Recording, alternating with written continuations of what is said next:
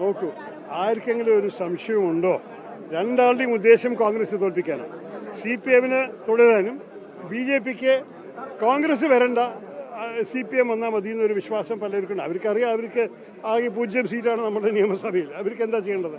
അപ്പോൾ ഈ ഡീലിൻ്റെ സംസാരം യാഥാർത്ഥ്യം. പക്ഷേ വേറൊരു കാര്യം പറയട്ടെ, അവർ എന്ത് ഡീല് വേണമെങ്കിലും ചെയ്തോട്ടെ, ഞങ്ങളുടെ ഡീല് ജനങ്ങളുടെ ഒപ്പമാണ്. ഞങ്ങളുടെ ഡീല് ജനങ്ങളോട് ഞങ്ങൾ പറയുന്നു, നിങ്ങളുടെ ഭാവിക്ക് വേണ്ടി ഞങ്ങൾ ഇറങ്ങുന്നു. നിങ്ങൾക്ക് എന്താ വേണ്ടത്? ഞങ്ങൾക്ക് സങ്കല്പമുണ്ട്, ഞങ്ങൾക്ക് അനുഭവവും അറിവുമുണ്ട്, കഴിവുണ്ട്. നമ്മൾ ഈ നാടിനെ മെച്ചപ്പെടുത്താൻ വേണ്ടിയിട്ടാണ് മത്സരിക്കുന്നത്. അതിനുവേണ്ടി നിങ്ങളുടെ ഒപ്പം ഞങ്ങളുടെ ഡീൽ എന്താണ്? ഞങ്ങളെ ജയിപ്പിക്കുക, നിങ്ങളാണ് ഭരിക്കാൻ പോകുന്നത്, നിങ്ങളുടെ ആവശ്യത്തിന് വേണ്ടിയാണ് ഞങ്ങൾ നിൽക്കാൻ പോകുന്നത്. അതാണ് ഞങ്ങളുടെ ഡീൽ, അത് മാത്രമേ ഉള്ളൂ. തീരെ ഒരു കാര്യം നിങ്ങൾക്കറിയാം, എല്ലാ പാർട്ടിയുടെ അകത്തും എല്ലാ ഇലക്ഷൻ സമയത്തും ചിലപ്പോൾ വല്ല വിഷയങ്ങളും പരിഭ്രമങ്ങളും ഡിസപ്പോയിൻമെൻറ്റ്സും നിരാശയും ഒക്കെ ഉണ്ടാവും. അത് നോർമലാണ്, സ്വാഭാവികമാണ്. പക്ഷേ ഈ തവണ അത് കഴിഞ്ഞ ശേഷം എല്ലാവരും ഐക്യത്തോടെ നിന്നിട്ടുണ്ട്. നിങ്ങൾ എവിടെയെങ്കിലും ശരിക്കും ഒരു സീരിയസ് ആയ റബൽ കണ്ടിട്ടുണ്ടോ? എല്ലാവരും പറഞ്ഞു ശരി, പാർട്ടി തീരുമാനമെടുത്തു, ഇനി നമ്മൾ ഒറ്റക്കെട്ടായിട്ട് ഒരുമിച്ച് പ്രവർത്തിക്കണമെന്ന്. എല്ലാവരും എല്ലാറ്റിനെയും കുറിച്ച് സന്തുഷ്ടമല്ല എന്നും കൂടി അറിഞ്ഞിട്ടും കൂടി എല്ലാവരും ഈ തെരഞ്ഞെടുപ്പിന് വേണ്ടി ഇറങ്ങിയിട്ടുണ്ട്. ഞങ്ങൾ എല്ലാവർക്കും മനസ്സിലാക്കിയിട്ടുണ്ട്, ഈ വിജയം കേരളത്തിൻ്റെ ആവശ്യമാണ്, നമ്മളുടെയും ആവശ്യമാണ്. അതുകൊണ്ട് നമ്മൾ വേറെ വിഷയങ്ങൾ പറഞ്ഞിട്ട് സമയം കളഞ്ഞിട്ടോ തർക്കിച്ചിട്ടോ ഒരു കാര്യമില്ല. ഞങ്ങൾ ജയിക്കാൻ വേണ്ടിയിട്ടാണ് ഇറങ്ങിയിരിക്കുന്നത്. എവിടെയും ഞാൻ പോയവിടെ ഞാൻ കാണുന്നത് ഐക്യം, ധൈര്യം, ആത്മവിശ്വാസം.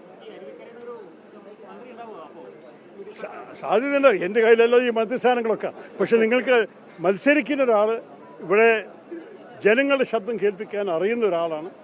ഒരിക്കൽ മന്ത്രിയെ സേവനം ചെയ്തിട്ടുണ്ട്. ഇനി ഭാവിയിൽ എന്ത് വരും അത് കാണാം. വലിയ പ്രതീക്ഷ.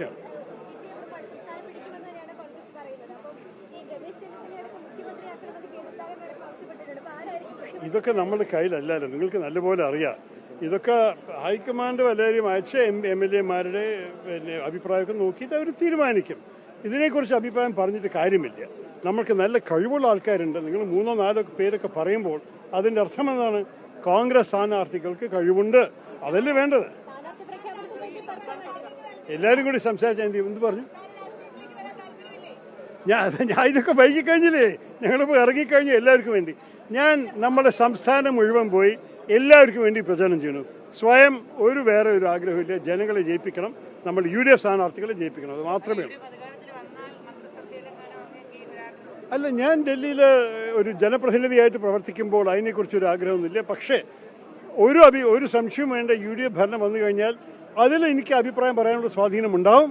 അതിൽ ചില പ്രത്യേകിച്ച് വികസനത്തെക്കുറിച്ചും കേന്ദ്രത്തെ ബന്ധപ്പെട്ട ചില കാര്യങ്ങൾ ചെയ്യാൻ എല്ലാത്തിനും എൻ്റെ മുൻകൈ ഉണ്ടാവും. അതിന് പേടിക്കണ്ട. ഞാൻ മിണ്ടാണ്ട് ഈ ഇലക്ഷൻ കഴിഞ്ഞുകൊണ്ട് മിണ്ടാണ്ടിരിക്കാൻ പോവുകയല്ല. നമ്മുടെ നാടിൻ്റെ വികസനം, നമ്മുടെ യുവാക്കളുടെ ഭാവി, ഇതൊക്കെയാണ് എൻ്റെ വലിയ ചിന്ത. നിങ്ങളൊരു പക്ഷേ കണ്ടിട്ടുണ്ടാവില്ല, ഞാൻ ഇംഗ്ലീഷ് മാധ്യമങ്ങളിൽ 8-10 ആർട്ടിക്കിൾ എഴുതി കഴിഞ്ഞ 6-8 മാസത്തിൽ കേരളത്തിലെ ഓരോരോ വിഷയങ്ങളെക്കുറിച്ച് ഇനിയും എഴുതിക്കൊണ്ടിരിക്കുന്നത്. എൻ്റെ സംഘം നല്ലോണം ഗവേഷണം ചെയ്ത് പഠിച്ച് മനസ്സിലാക്കിയിട്ടാണ് പറയുന്നത്. ഇതൊക്കെ ഞാൻ നമ്മുടെ പ്രതിപക്ഷ നേതാവിനും നമ്മളുടെ പ്രകടന പത്രിക കമ്മിറ്റി ചെയർമാനും കൊടുത്തു കഴിഞ്ഞിട്ടുണ്ട്. അതിന് ഇനിയും കൊടുക്കും. സർക്കാർ വന്നു കഴിഞ്ഞാൽ അതിനെ നടപ്പിലാക്കാനുള്ള ശ്രമം ഞാനും എടുക്കും. പേടിക്കണ്ട, നമ്മൾക്ക് ഈ നാടിനെ നന്നാക്കണം, നമ്മൾ എല്ലാവരും ആവശ്യമാണ്. നോക്കൂ, എണ്ണം പറഞ്ഞിട്ട് വലിയ കാര്യമില്ല. നിങ്ങൾക്കറിയാം, ഞങ്ങളുടെ നേതാക്കൾ തുടക്കം മുതൽക്കേ പറഞ്ഞു 85 മുതൽ 100 വരെ കിട്ടുന്നു. അത് മതി. നമ്മൾ അതിനെക്കാട്ട് കിട്ടിയ സന്തോഷം. പക്ഷേ അത് ഞങ്ങൾ ഒരു എണ്ണമല്ല നോക്കണം. പ്രതിപക്ഷം വേണം, നമ്മൾക്ക് ഭൂരിപക്ഷം വേണം. അതിൻ്റെ ഒപ്പം നമുക്ക് ഭരിക്കാൻ ബുദ്ധിമുട്ടില്ലാതെ, കഷ്ടമില്ലാതെ ഒരു നല്ലൊരു മെജോറിറ്റി കിട്ടിയാലേ ചെയ്യാൻ സാധിക്കുള്ളൂ. അതിനുള്ള ആവശ്യമുള്ള സീറ്റുകൾ വേണം. പക്ഷേ അതിനൊക്കെ നമ്മൾ ഇറങ്ങിയിട്ടുണ്ട്. എല്ലാവരുടെയും പോയാലും ഞാൻ കാണുന്ന ആവേശം, ഊർജ്ജ നിങ്ങൾ എവിടെയും കണ്ടുപോലും ആരുവയ്ക്കില്ല. എന്താണ് ജനങ്ങളുടെ ഊർജ്ജ! ഫാന്റാസ്റ്റിക്. എല്ലാവർക്കും വേണ്ടത് ഒരു മാറ്റത്തിൻ്റെ ഒരു സമയമായിരുന്നു. ഈ മുഖ്യമന്ത്രി സ്ഥാനം എന്നോട് ചോദിക്കരുതപ്പാ. എനിക്കതിൽ ഒരു വാക്കും എനിക്ക് ഈ വിഷയത്തെക്കുറിച്ച് പറയാനില്ല. സമയം വരുമ്പോൾ MLA-മാരും ഹൈക്കമാൻഡും തീരുമാനിക്കും. അത് നിങ്ങൾ കണ്ടോളാം. അതാണ്. നോക്കൂ, ഞാൻ ഒരു കാര്യം എൻ്റെ വിഷയത്തിൽ എന്താണ്, ഈ സർക്കാർ പല കുഴപ്പങ്ങൾ ചെയ്തിട്ടുണ്ട്, സ്വർണ്ണക്കൊല അടക്കം. പക്ഷെ അത് മാത്രമല്ല, നിങ്ങൾക്കറിയാം, അവർ ഈ സംസ്ഥാനത്തിൻ്റെ കടത്തിൽ മുങ്ങിയിട്ടുണ്ട്. അവർ ഈ നാടിനെ പല വിധത്തിലും വികസിപ്പിക്കാൻ സാധിച്ചിട്ടില്ല. എല്ലാ വർഷവും കടത്തിൻ്റെ പലിശയും പെൻഷനും വേണ്ടി ചിലവാക്കുന്നത് വികസിതക്കാട് കൂടുതലാണ്. അങ്ങനെ അവർ ഈ സർക്കാരിനെ നടത്തിയാൽ ഒന്നും നടക്കാൻ പോകുന്നില്ല. അതുകൊണ്ട് ഞാൻ എല്ലാവരോടും പറയണത്, ഇവരെ ആക്ഷേപിച്ചിട്ട് മാത്രമല്ല ഞങ്ങൾ ജയിക്കാൻ പോകുന്നത്. എല്ലാവർക്കും അറിയാം ഈ സർക്കാരിൻ്റെ കഴിവില്ലായ. ഞങ്ങൾ പറയുന്നത് ഭാവിയിൽ ഞങ്ങൾക്ക് സങ്കല്പമുണ്ട്. ഈ സംസ്ഥാനം നന്നാക്കാൻ വേണ്ടി, വികസനത്തിന് വേണ്ടി പദ്ധതികൾ കൊണ്ടുവരും. ഞങ്ങൾ ഈ നാടിനെ വെറുതെ വിടാൻ പോകുന്നില്ല. ഞങ്ങൾ ഒരു ഐഡിയ വെച്ചിട്ടാണ് വന്നിരിക്കുന്നത്, മറ്റേവരെ എതിരിച്ചിട്ട് മാത്രമല്ല.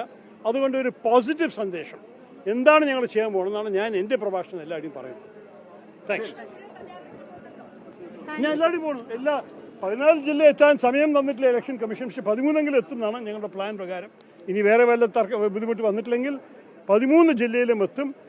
എത്രത്തോളം സ്ഥാനാർത്ഥികൾക്ക് വേണ്ടി നമ്മൾ ഇറങ്ങാൻ സാധിക്കും ഞാൻ